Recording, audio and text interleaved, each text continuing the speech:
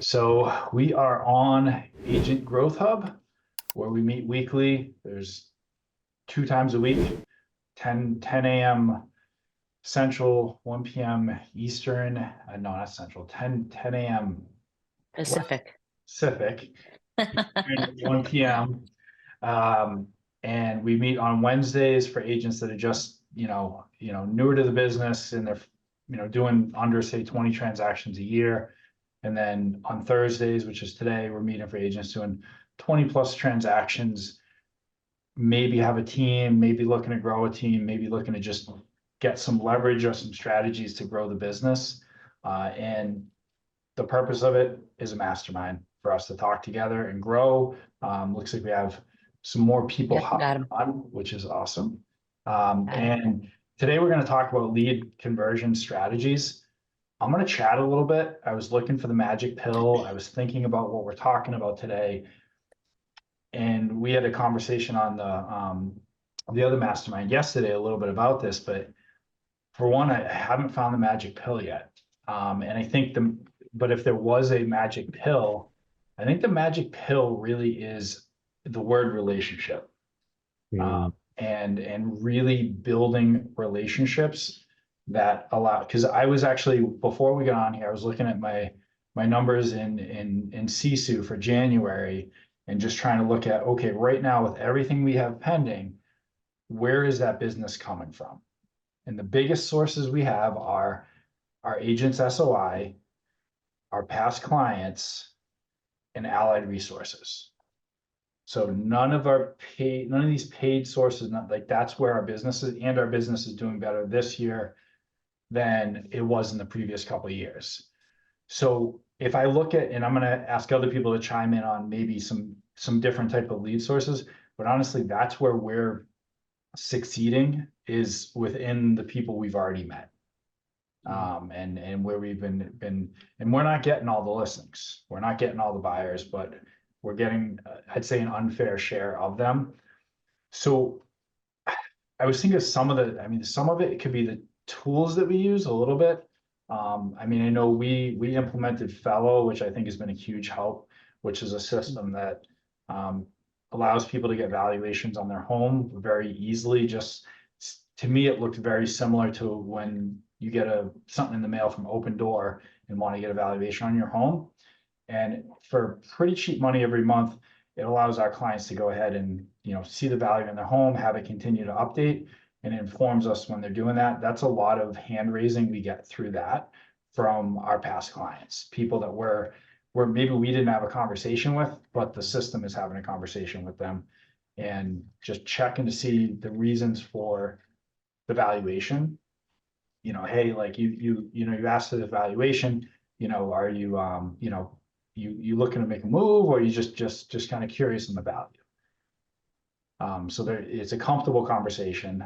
So those are some of the places we're getting that lead flow to come in. I know for me, a lot of what I've been teaching my agents is the people we do business with should be doing business with us. So if I have an attorney, I have a lender, I have an electrician, I have a plumber, when they're buying a house or selling a house, we should be the ones that are doing that. Like I have a state attorney who recently sent us a referral for, really messy scenario. And I was, out to dinner, hanging out with him this past weekend. So I'm around these people, they're in proximity.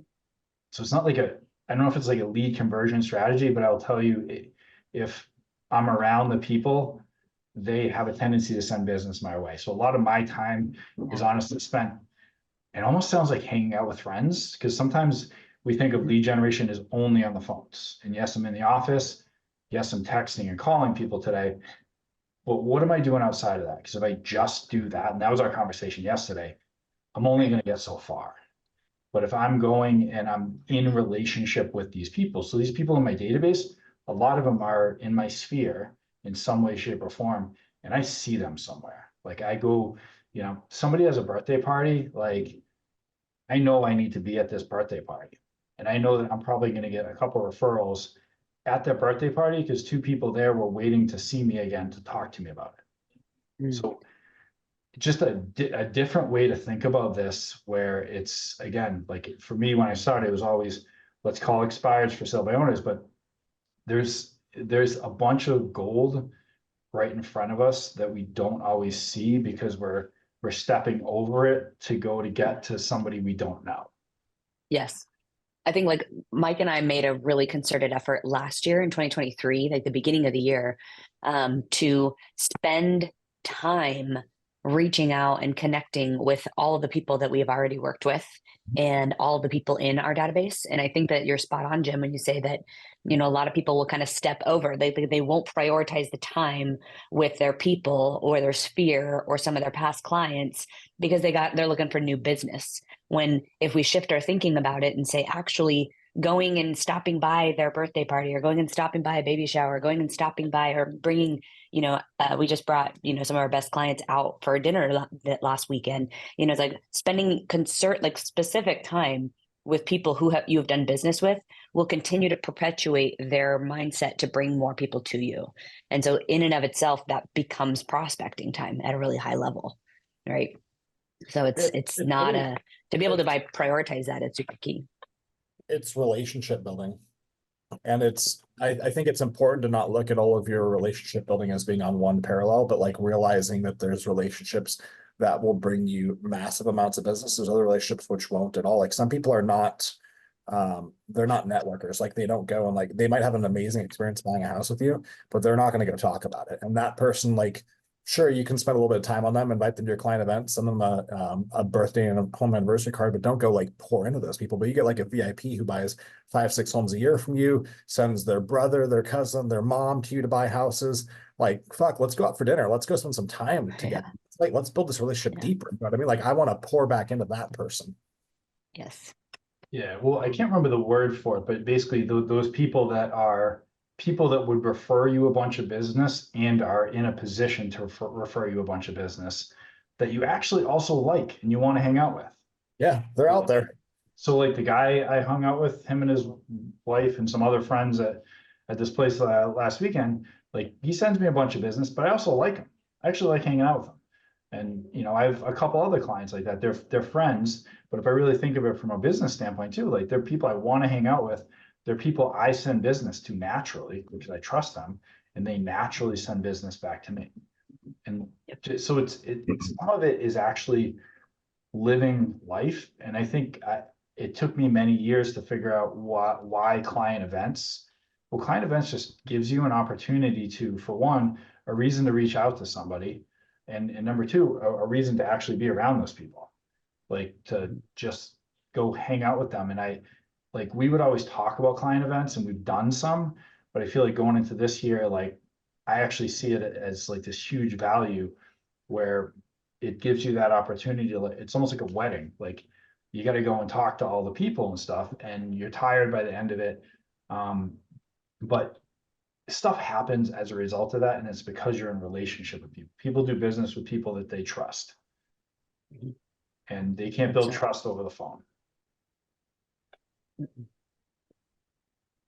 I think when you consider prospecting, a lot of people think we're talking about online leads. That is certainly a pillar of prospecting, but if you can reframe it to consider that past client and sphere reach outs need to be part of that daily effort, that's where the game really changes and gets more interesting. Like if you can create a process or workflow that has you reach out to 5 to 10 of your past clients each and every day, that becomes really powerful over time when you compound it. Yep. Well, I think like that's why having structure in it, like that's one of the big things that, you know, my one-on-ones with several of our agents yesterday, I asked them, you know, what is your reach out schedule to your past clients? Like how often are you talking with them? And a lot of people have this mentality, or they have this perception that they talk to their people a lot more than they actually do. Time goes really fast. So when we say, oh, I just saw them, if you look at the calendar, you're like, actually, that was September. You know, that's a while ago. A lot of life has happened in between now and then.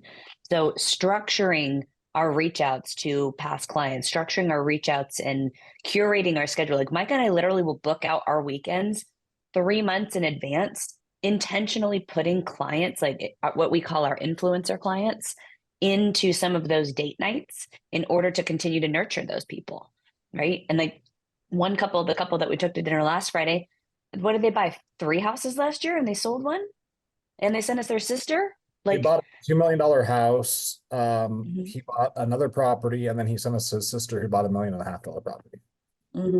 So So, it's so like, guys, that's yeah. just a house out there, right? That's just a house. So yeah, we'll drop, $400 on a steak for you.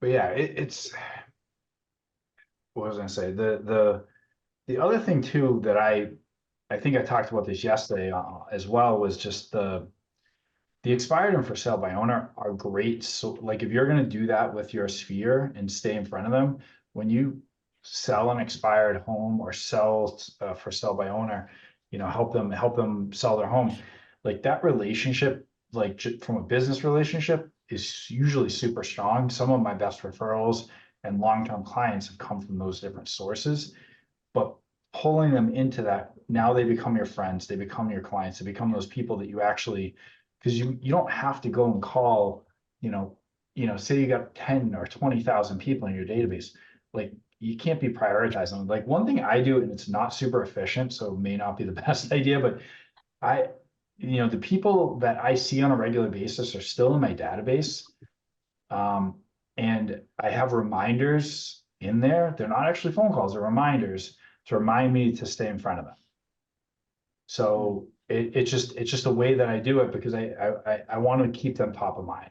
So it's just a reminder to myself in the database, which makes it a little messy, but it's also work to make sure that I'm in front of these people on a regular basis. Yeah, 100%. I think that I think this is obviously a really important topic. So if anybody has anything else on this, this is important because, Jim, like you framed it, it's the relationship. In the beginning, when you're first building your business, you're just getting deals, right? You're just trying to build the business and trying to build relationships with people. And then over time, the people that are more loyal, the people that you really jive with, the people that you want to know more of their people in their world, right? Because they're like-minded or because they're coachable or their mindset's the right way.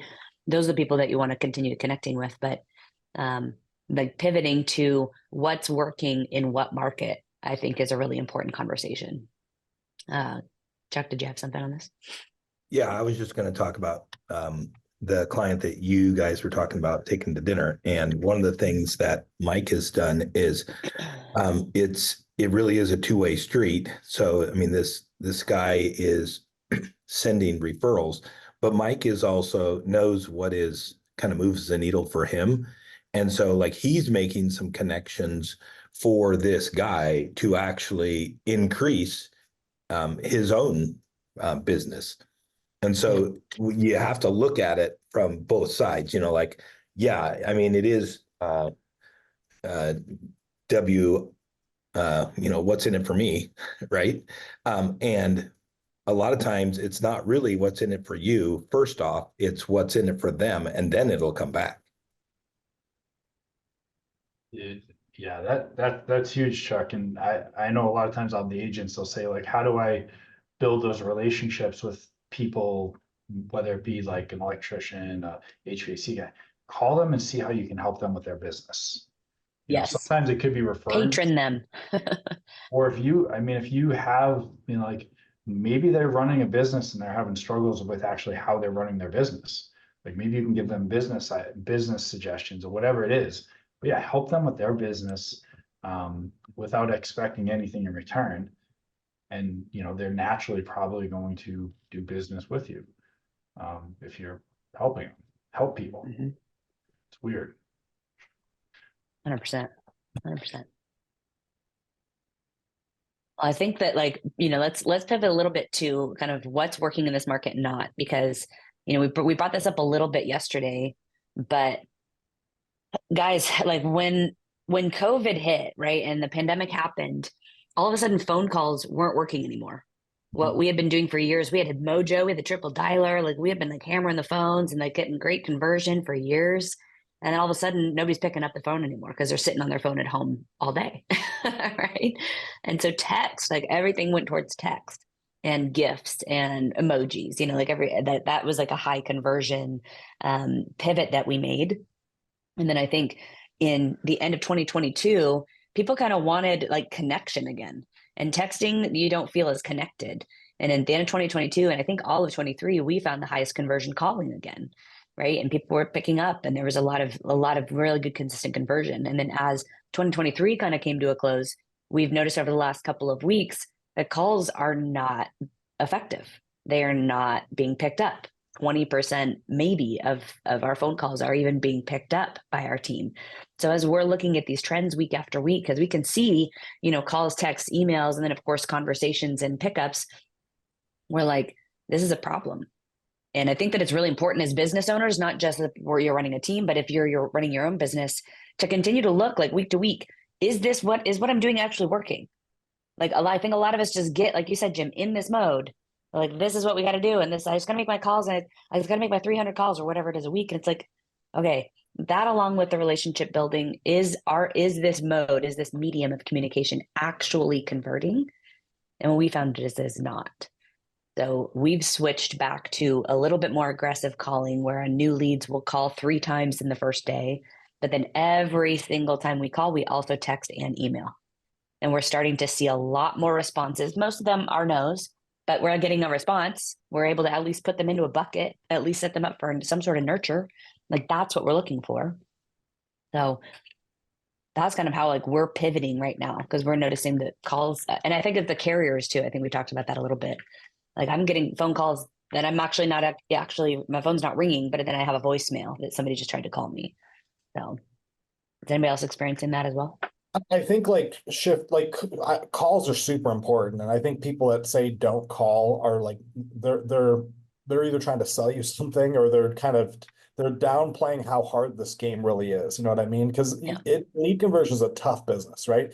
And you still need to pick up the phone, and you need to have a savage skill set to convert leads. However, you got to be really intentional on who you're calling. Like, if you've got 80,000 people in your database like we have, you can't call everybody. So you better figure out a system on exactly how you can know 20 or 25 people each day that you can reach out to. And when you reach out, you're not just calling them, but you're calling them, you're voicemailing them, you're texting them, you're emailing them, you're touching them in all these different ways. And you're also making sure that you've got some retargeting strategies in play as well. So they're seeing your videos on Facebook and YouTube and shit like that.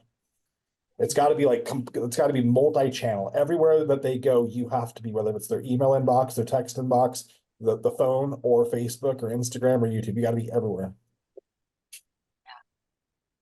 Well, I think one of the things that you talked about with the calling is it's so important to get them on the phone as a goal, because of the fact that, this over these last several years, there's been so much uncertainty that unless you actually have a conversation on the phone, you're never gonna be able to walk them through whatever it is they're going through, the fear, whatever's putting them off, just having them decide to pause. The only way to do is to actually get them on. You're not going to do that through text or email. Really, the whole purpose is to use that to actually get them eventually on the phone, to actually have a conversation, or get them face to face. What about you, Ed? I came in a little late. I apologize. I was trying to get on my Zoom from my phone, and that just did not happen. So, you guys have covered most of it, I guarantee you. Nothing new here.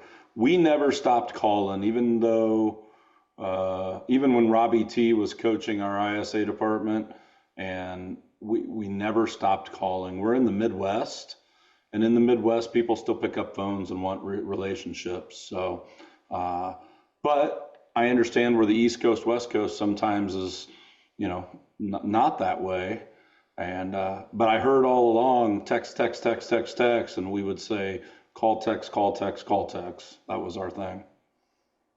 And then you guys have probably already said all this stuff, so I'm just going to repeat stuff, but you better bring some serious relationship building and some serious value and you better be sincere in the fact that you want to help somebody, because if you sound like a salesman, they're going to shut you down. if you sound like somebody that can relationship with them and truly understand and not sell them something, I think that's where our team does a really good job. Mhm. What about you, Dave? Not sounding like a salesperson and having sales breath or smelling like sales cologne, they can feel that through the phone. So I'm going to expound on what Ed said, that like that is really coming from, if we're not doing what Mike says, if we're not reaching out like we're supposed to, how many calls a day, 15, 20, 25, if we're not putting out on these other channels, so we're top of mind wherever people are going, what ends up happening is like we get in this scarcity mode, and it's happened to me more than once in this career or previous sales careers. Then you're trying to like catch up, so to speak, and catching up just doesn't work. I find that what we're doing is really it's not hard. It's the consistency that's the challenge. I mean, how hard is it to pick up a phone and we've got 3 different scripts in front of us? Like, that's not hard to do. The dialer will dial them all for you. You only have to press a button only once. But it's that consistency, that commitment, that time block. And then on the other way, using our sphere and the ones that give us the most business and recognizing that that's prospecting, and considering how important that is. And I know for me, that's the bulk of my business. I just had a attorney who is a estate planning and probate give me another client to list their home and to sell their home. And she's been passing my name around the law firm, and another attorney there whom I've met maybe once. I know she sees me on social, but I've met her maybe once. She just introduced me to somebody where now I'm selling that person's 2 properties. And it's not even like selling them. I mean, it could be an investment in long-term rental for me. I mean, who knows what it'll be, right? We're figuring that out, what's best for the client. But the point is, like, making sure that I'm in front of them and nurturing them and being in a relationship with them as much as they want. That for me is where my big success is my sphere. And I know almost all of my business comes from that. And there's so much gold in there. It's just a matter of staying consistent with it and recognizing it. Yep. A couple of things came up when Dave was talking there. I was just thinking of like, so we just got through 2023. This is an exercise I've done in the past, just going and seeing where did my business come from last year and like who referred business to me, and some thank you calls. Like, these are people that are already doing this, but just saying, letting them know like you really appreciate them. And that whole, what was it, sales cologne? I think I'm gonna steal that one. Yeah, I like that. Better than commission breath. Yeah, well, the old sales, but like it reminded me of something we talked about yesterday, which was sometimes as agents, we have to have a mindset shift. And that's where that sales cologne goes away, is when we start thinking about that relationship over 20 years versus the sale today. And if we start thinking about the relationship over 20 years, we're going to get all their business over 20 years. All those commissions will show up. But when our focus is on, I'm going to sell this house for this person now, and I'm going to make a commission, like, we're not going to, like, they're going to feel that. Yeah, that was yesterday's call, Facebook group. Yeah, we Dave, we chatted about it yesterday, and I just think it ties right into the conversation today too, is just shift that mindset and just think about, how do I help these people long term with their goals? Because there's times where people have multiple properties, or they're looking to sell or buy multiple properties, and coming up with a strategy and a plan that makes sense, that may involve them not selling it. Maybe they're going to hire a property manager and rent these properties out, but they actually trust you enough to lay everything on the table and say, can you help me?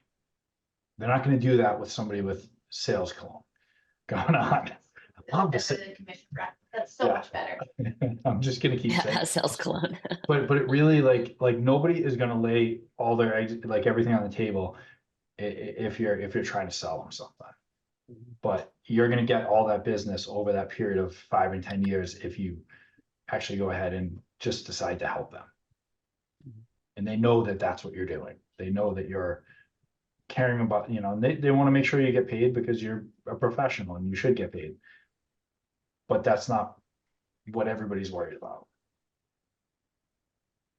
And I'd like to add on too, one of these attorneys that I just mentioned that have been giving me deals for years, something funny with that even, and I want to go back to what Mike said about, being a rock star, being a savage with prospecting calls, but even with your sphere and the people that are bringing you business. This one attorney who has brought me these deals, the funny thing is, she thought I was only on the investment side in the beginning and not on what I would call the retail side. So it's funny, like her and her husband bought a home and they did it through an agent that was in a LaTip group of theirs. And when I recognized them, like, okay, so Dave, where have you not shared with people what you actually do? And she's an attorney. How does she know? Does she even know what a realtor is? Does she even know that I'm doing these? All she's feeding and hearing from me is this investment side. So she thought distressed home, Dave will go in there. He knows how to sell this stuff or take care of it. So what have I done with her since then? Well, not only taking care of the people that she's been sending me, but I sent her a card on her home anniversary for her and her husband. I take her husband out to her and her husband out to dinner, right? We do it with my girlfriend. And it's like, even though I didn't put them in their new home, I'm still treating them. And when I was in front of her yesterday, I brought up twice, Mike will love this. Like, it's like if I was listing your home, Natalie, I would this, and that. I was putting her in the scenario of me listing her home the next time as I was talking about the client that she just gave me on probate. But I was using her in my language patterns, right? Not sales cologne, just being intentional with the stories. You Totally. I'm still a little bit salty that I didn't find them their new home, but it was my responsibility because they didn't know that's what I did. So you could be sure that moving forward, that's not going to happen again. Nice. Jason, do you have any input here? No, man. It's all true. We got to do a better job of especially me. I'm not great at that, so it's good to hear that you guys are shifting in that direction. And yeah, just try all the avenues to get in touch with them. Yeah. Go ahead, Rachel. I was just going to say that part of the conversation that we had yesterday, which was really applicable. I think it's cool being in a conversation with like people who are brand new to it, because for them, it's like, aha. In this group, it's like, oh shit, like, yes, I know I should be doing that and I need to get back to that. You know what I mean? And so I think that it's fun watching the ahas in the launch group. And so coming to the build group, it's like, y'all, we've gotten lazy over the last couple of years. We've gotten so lazy. And what happened when calls didn't work and then text didn't work? And to your point, Ed, we never stopped calling either, but we made an emphasis on texting because that was the highest conversion of the time. Right. And so, thinking outside the box as to what is prospecting and what is relationship building, where do I need to prioritize time? Where am I getting the highest ROI of my energy? Not just I'm making my calls, I'm, making those conversations. It's like, where am I getting the highest ROI of the output of energy that I'm actually putting out into the world? We shared this as well yesterday, but Sharon Srivatsa posted a reel yesterday that was just absolutely spot on when it came to how to utilize social media. If you guys follow me on social media, I'm incredibly active on social media because it is like one of my biggest prospecting tools. When people can follow you and follow along in life and you be very authentic, people want to do business with me because they think they know me. That's literally the point of social media, right?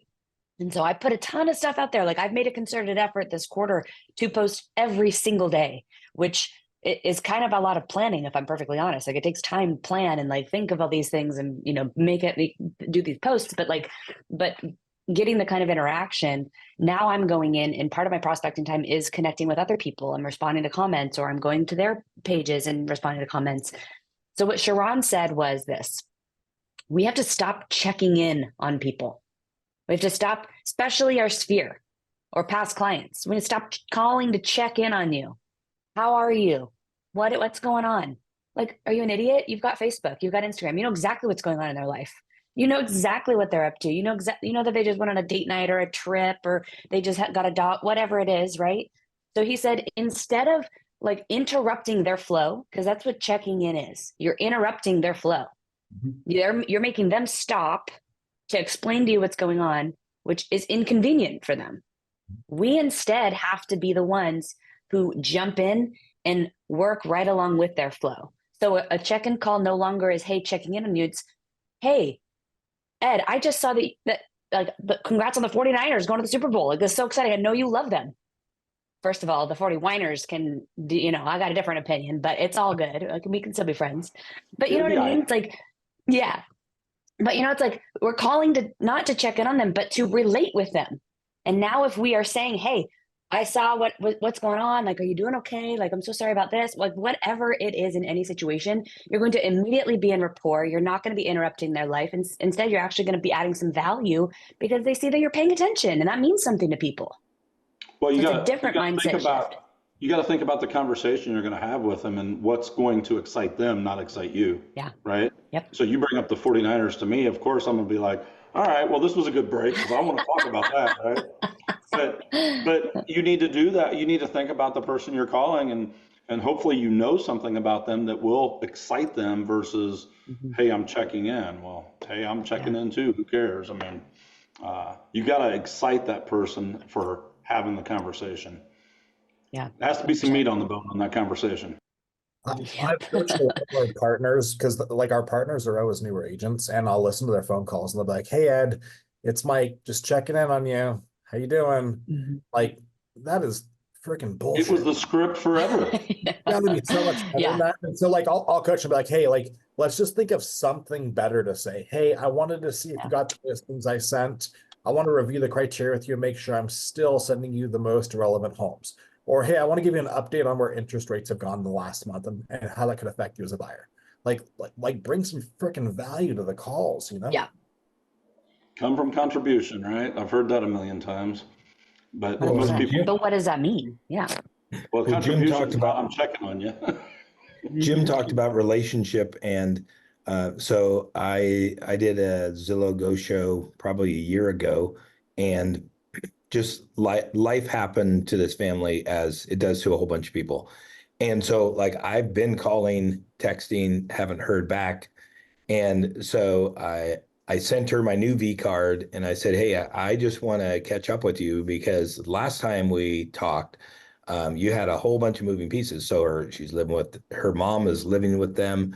Like the house is too small. Their kids are getting big.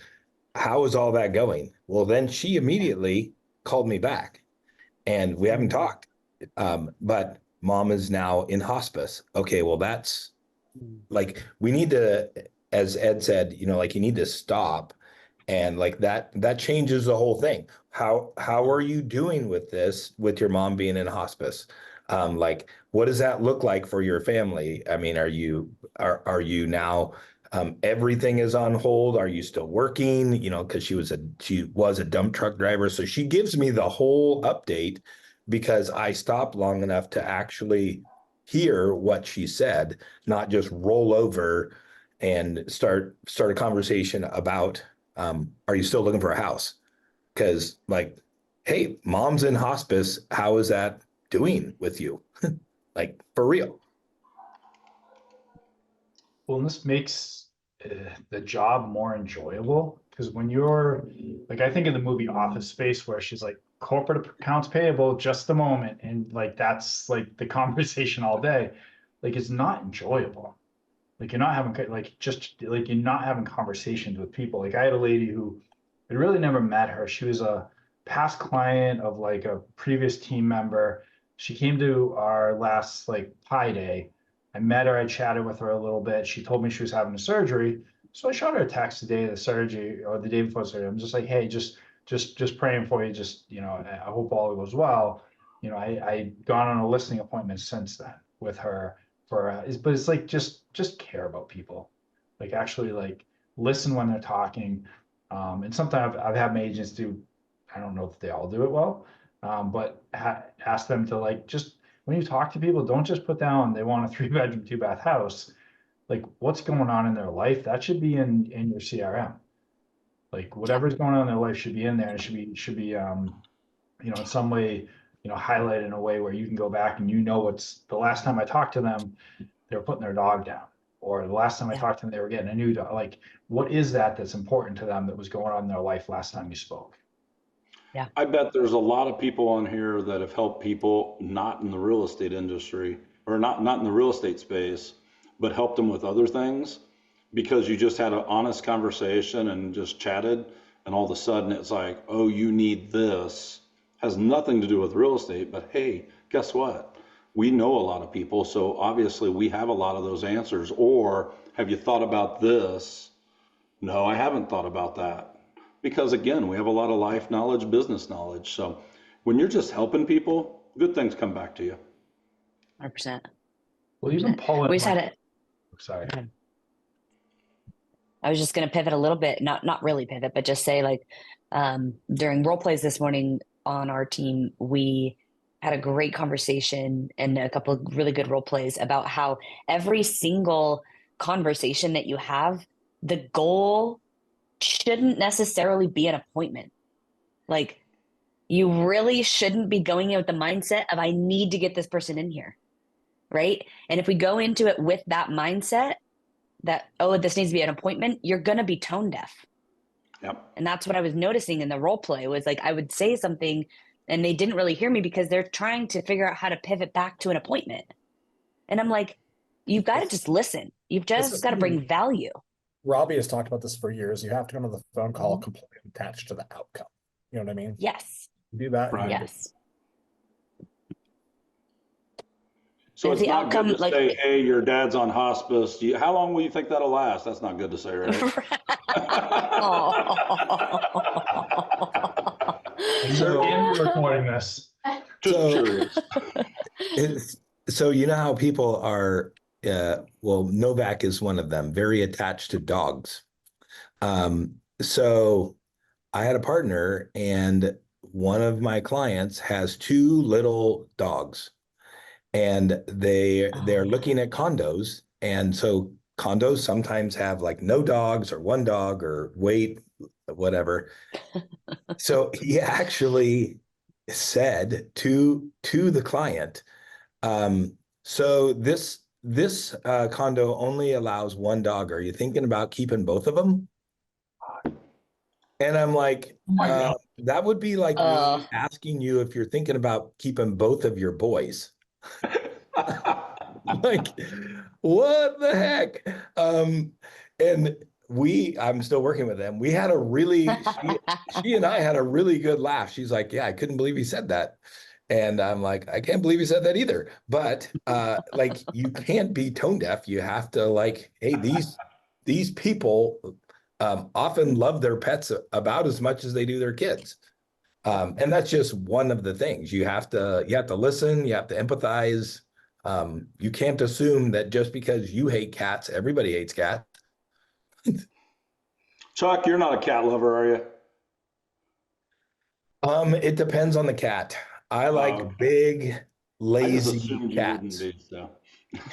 I don't like cats that show their affection by digging their claws in my quads. Well, you're right. I don't know. It's not easy to teach these skills. It doesn't come natural, right? But once you practice it for a long time and start understanding, just caring and doing the things that we're talking about, it will change the game. Yeah. Yeah, Mike says you just have to be genuinely curious. And like, I'm pretty curious. Like, I actually want to know. Yeah, you can't fake it. you can't fake it. And that's where a lot of people try to fake it. And it's like, you just sound like a robot or a cheap salesman, and I ain't got time for this crap. Yep. Well, I think the theme of what we just talked about is really everybody knows a lot of real estate agents. And if we're going to succeed, we need to out relationship everybody else. Like we need to have a stronger relationship with these clients than anybody else if we're going to win business. That's really the theme of what we're talking about here. We did touch on this a little bit, kind of roundabout, but I have a listing coming up, and I sold him the house 2.5 or 3 years ago. He's taken a VP job in Tennessee. Anyway, for the last year or so, they have been texting me. She has been texting me, hey, we need X. Do you know of somebody? So it was just the HVAC. I'm like, and she feels like she's kind of bothering me. And I'm like, listen, I am completely honored that you asked me these questions, because like, I want to be, if I don't know somebody, which I probably do, but if I don't know somebody, I'll help you find them. And that's what that's what kind of seals the relationship. And Chuck, take another step further, say part of my job is to help to protect you in these areas, because you can hire a bunch of these type of people that'll come in and might go crazy on you. I've got history with these people. I trust these people, which allows me to refer them to begin with, right? Yeah, so they got a quote for $35,000 for a new furnace and heat pump. And I said, that seems like a lot. I said, I'm not an HVAC guy, but their house is big, but I said, that seems like a lot. So I asked him who it was. I said, let me do some calling around for you. So I called the guy who is the owner of a place, and I said, hey, make sure you have them on the list of people that you're going to get a bid from, and I will call them and prep him to come to you. And so they ended up going with them, and it was 25 grand. And not only was it 25 grand, so it saved him 10 grand, but she said, oh, they went above and beyond on everything. Well, that's what you want to do, is just grease the skids for them. Yeah. In whatever it is. Love it. Yeah. 100%. No commission Love it. cologne. That's the No commission. No sales cologne. Commission cologne. oh yeah, sales cologne. Sales cologne. Sales cologne. Okay. Yes, Dave. Thank you for that verbiage today. Yeah. But the key behind this, guys, I think, is that you have to put structure into it. Like in our CRM now, when you put your past clients on a particular stage, it prompts you every quarter. It comes up with the task to touch base with that person. Like if you don't have those rhythms in place, those action plans in place to keep you grounded and keep you on track, that's where this gets lost, right? Being intentional about your account. Like everything is so intentional.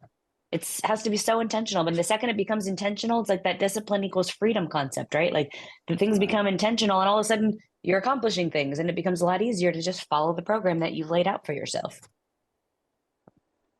Well, I gotta run.